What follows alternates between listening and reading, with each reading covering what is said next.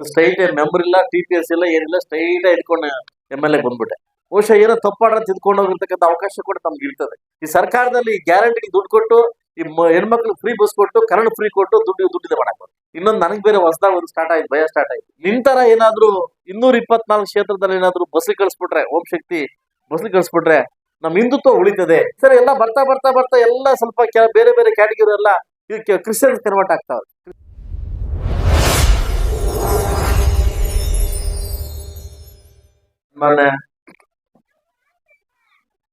ನನ್ನ ತಂದೆ ಸಮಾನರಾಗಿರ್ತಕ್ಕಂಥ ನನ್ನ ಜೀವನದಲ್ಲಿ ನಾನು 3 ಜನ ಕಾಲ ನೋಡ್ತೀನಿ ತೃಪ್ತಿಯಿಂದ.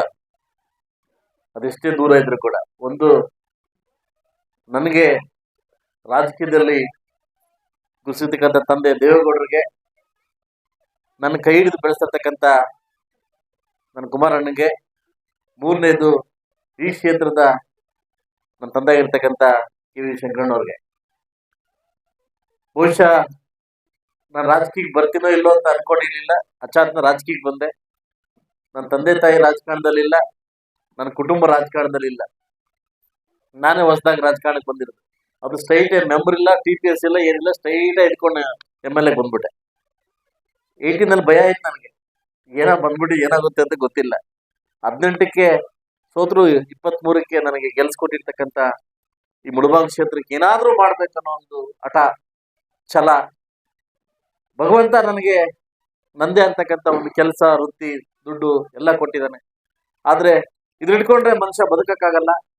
ಏನಾದ್ರೂ ನಾವು ಹುಟ್ಟಿದೀವಿ, ಸಾಯೋದಂತೂ ಗ್ಯಾರಂಟಿ. ಇದ್ರ ಮಧ್ಯದಲ್ಲಿ ಕೆಲಸ ಮಾಡ್ಬೇಕಂತ ಈ ಮುಳಬಾಗಿಲು ಕ್ಷೇತ್ರ ಅವಕಾಶ ಮಾಡಿಕೊಟ್ಟಿದ್ದಕ್ಕೆ ಎಲ್ಲ ನನ್ನ ಮುಳಬಾಗಿಲು ಕ್ಷೇತ್ರದ ಜನತೆಗೆ, ವಿಶೇಷವಾಗಿ ನಮ್ಮ ರಘುಪತಿ ಸರ್ ಅವ್ರಿಗೆ, MR ಮುರಳಿ ಅವ್ರಿಗೆ, ನಮ್ಮ ಅಧ್ಯಕ್ಷ ಇರ್ತಕ್ಕಂಥ ಕಾಡೇಪಲ್ಲಿ ನಾಗರಾಜ್ ಸರ್ ಅವ್ರಿಗೆ, ಆನಂದ್ ರೆಡ್ಡಿ ಅವರಿಗೆ, ಶ್ಯಾಮೇಗೌಡರಿಗೆ, ನನಗೆ ನನ್ನ ಕೈ ಹಿಡಿತಕ್ಕಂಥ ಎಲ್ಲ ನನ್ನ ನಾಯಕರು, ವೇದಿಕೆ ಮೇಲೆ ಕೂತವ್ರೆ, ಎಲ್ರಿಗೂ ಹೆಸರಿಗೂ ನಮಸ್ಕರಿಸುತ್ತಾ, ಬಹುಶಃ ನಿಮ್ಮ ಮನೇಲಿ ಕೂಡ ಅಣ್ಣ ತಮ್ಮಂದ್ರು ಇರ್ತಾರೆ, ನಿಮ್ಮ ಒಡಟು ಇರ್ತಾರೆ. ಬಹುಶಃ ಏನೋ ತಪ್ಪಾಡ್ರ ತಿದ್ಕೊಂಡು ಹೋಗಿರ್ತಕ್ಕಂಥ ಅವಕಾಶ ಕೂಡ ನಮ್ಗೆ ಇರ್ತದೆ. ಆದ್ರೆ ಈ ಊರು ನಲ್ಲೂರು ನನಗೆ 2 ಸರಿ ಕೂಡ ವಿಶೇಷವಾಗಿ ಅನ್ನವನ್ನು ಕೊಟ್ಟು, ವಿಶೇಷವಾಗಿ ಓಟ್ ಕೊಟ್ಟು ಕಾಪಾಡತಕ್ಕಂಥ ಊರು. ಅದಕ್ಕೆ ಈ ಊರಿಗೆ ನಾನು ಬರಬೇಕು ಅಂದ್ರೆ ಗ್ಯಾರಂಟಿ ಹೆಚ್ಚಿನ ರೀತಿಯಲ್ಲಿ ಬರ್ತೀನಿ. ಈಗಾಗಲೇ ಸರ್ವೆ ನಂಬರ್ ಎಲ್ಲ ಹೇಳಿದ್ರಿ, ಈಗಾಗಲೇ ಅದು ಮಾತಾಡಿದ್ದಾಗಿದೆ.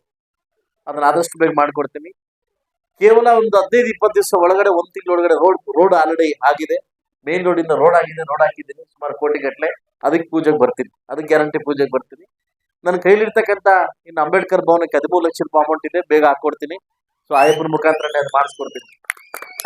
ಇನ್ನು ಮಹಾದಾರ ಕೇಳಿದ್ರಿ, ಇನ್ನು ಮಹಾದಾರ ಹಾಕಿದ್ರೆ ನನ್ನ ಅಮೌಂಟ್ ಹಾಕ್ಬೇಕು. ಏನಂದ್ರೆ ನನ್ನ ಶಾಸಕ ನಿಧಿನ ಹಾಕ್ಬೇಕು. ಅದನ್ನ ಯೋಚನೆ ಮಾಡಿ ಸ್ವಲ್ಪ ತೂಗಿಸ್ಬಿಟ್ಟು ಅವ್ರ ಹತ್ರ ಹಾಕ್ತೀನಿ. ಯಾಕಂದ್ರೆ ಬೇರೆಯವ್ರು ಬೇಕು, ಇದು ಹಾಕೊಡ್ಸ್ಬಿಡು ಅಂತ ನನ್ನೂರಿಗೆ ದುಡ್ಲದ ಇದು ಬರಬಾರ್ದು ಎತ್ಕೊಂಡು ಊಟ.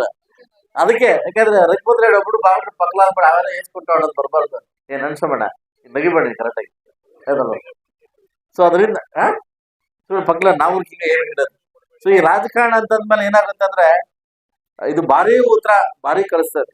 ಅದಕ್ಕಿಂತ ಮುಂಚೆ ನನ್ನ ತಾಯಂದ್ರೆ ಎಲ್ರು ನಾಳೆ 1 ಅವರ್ ಬಿಟ್ರೆ 2 ಅವರ್ ಬಿಟ್ರೆ ಸಂಕ್ರಾಂತಿ ಫಸ್ಟ್ ಹಬ್ಬ, ನಮ್ಮ ಹಿಂದೂಗಳ ಹಬ್ಬ ಸಂಕ್ರಾಂತಿ.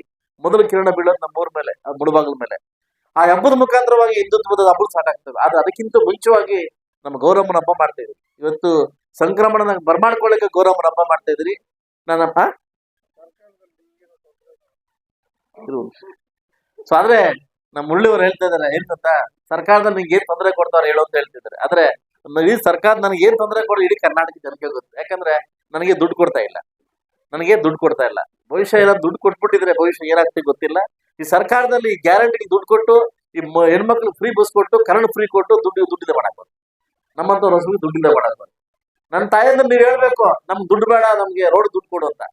ಯಾಕಂದ್ರೆ ಈ 2,000 ಕೊಡೋದ್ರಿಂದ ನಮ್ ಗಂಡಂದ್ರಿಂದ ಇದಾಗಲ್ಲ, ಏನಲ್ಲಿ ಈ ಸಂಸಾರ ತಂದಾಕಲ್ಲ, ಅದಲ್ವಾ. ಮತ್ತೆ ಈ ಕಡೆಯಿಂದ ನಿಮ್ಗೆ ಕೊಡ್ತಾರ, ಆ ಕಡೆಯಿಂದ ವಾಪಸ್ ತಗೋತಾವ.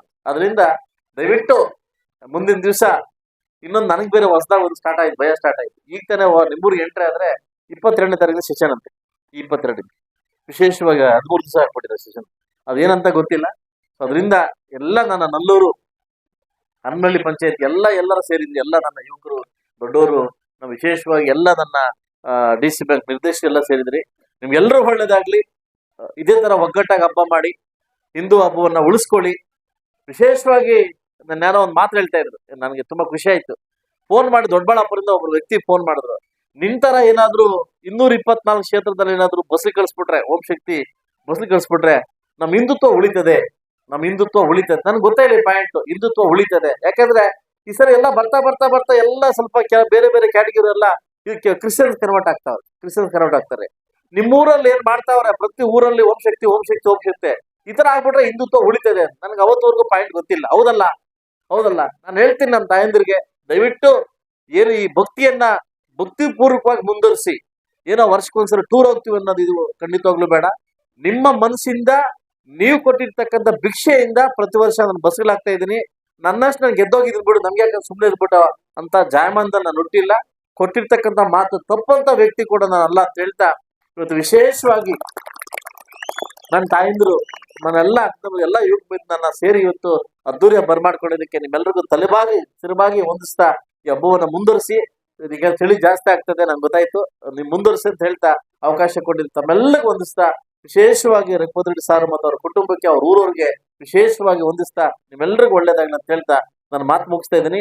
ಈಗಾಗಲೇ ಎಲ್ಲಮ್ಮ ಏನೋ ಕೊಟ್ಟಿದ್ದಾರೆ ಟ್ರಸ್ಟ್ ಕೋಲಾರ ಕಲಾತಂಡಕ್ಕೆ. ನಾಳೆನೆ ಕನ್ನಡ ಮತ್ತು ಸಂಸ್ಕೃತಿ ಇಲಾಖೆಗೆ ನಿಮಗೆ ತಿಂಗಳ ಸಂಬಳ ಬರಂಗೆ ವ್ಯವಸ್ಥೆಯನ್ನ ಮಾಡ್ತೀನಿ. ನಾಳೆ